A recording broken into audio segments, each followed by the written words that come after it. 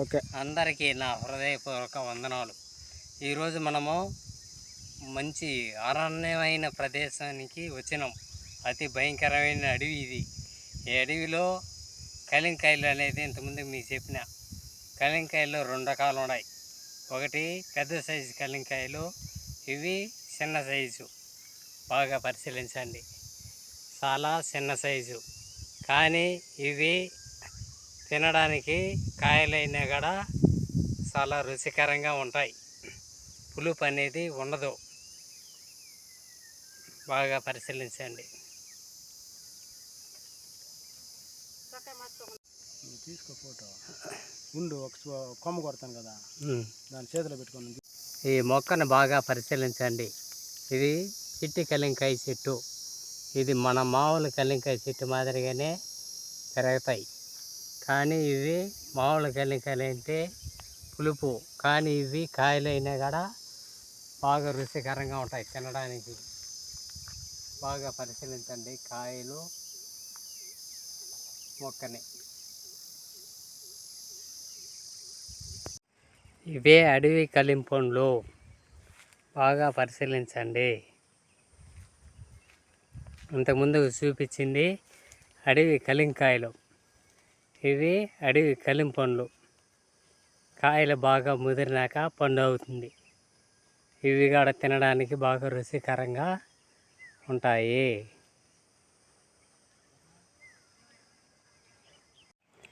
ఇంతకుముందు వీడియోలో గొంజి చెట్టు వలన ప్రయోజనం అనేది వివరించిన. అదేవిధంగా వీటి పండు ఏ రకంగా ఉంటుందో ఒకసారి మీరు చూడండి.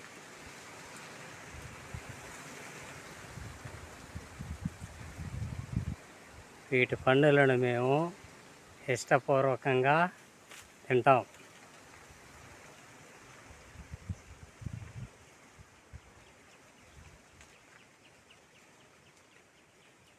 మేమే కాదు, జంతువులు, పక్షులు కానీ అన్నీ కూడా ఇష్టపూర్వకంగా తింటాయి.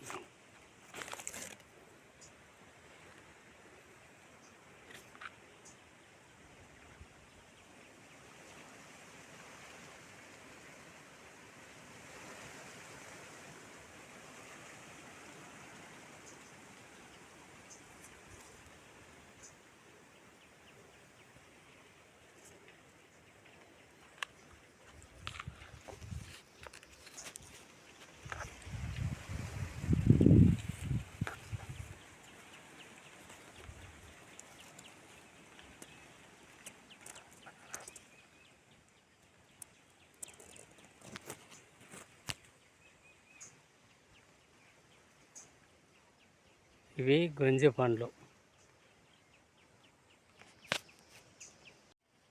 అడవిలో పండే పండులలో ఇది మంచి రుచికరమైన పండు. వీటిని గొంజి పండ్లు అంటాము.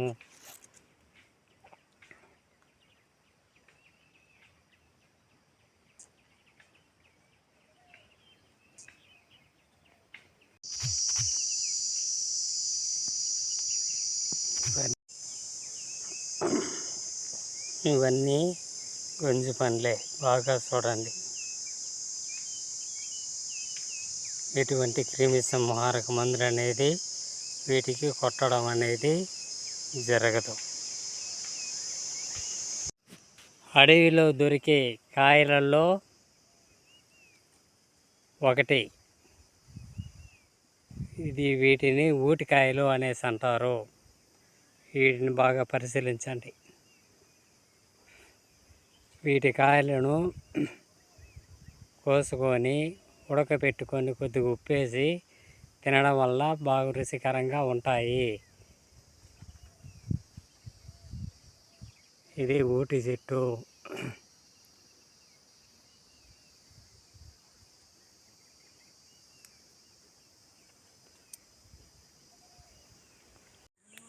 లాస్ట్ ఎపిసోడ్లో మనము సొమ్ముగడ్డల గురించి వివరించినాం. ఇంత భయంకరమైన అడవిలో చూడండి, సొమ్ముగడ్డలో పూత పువ్వుగా ఉంది.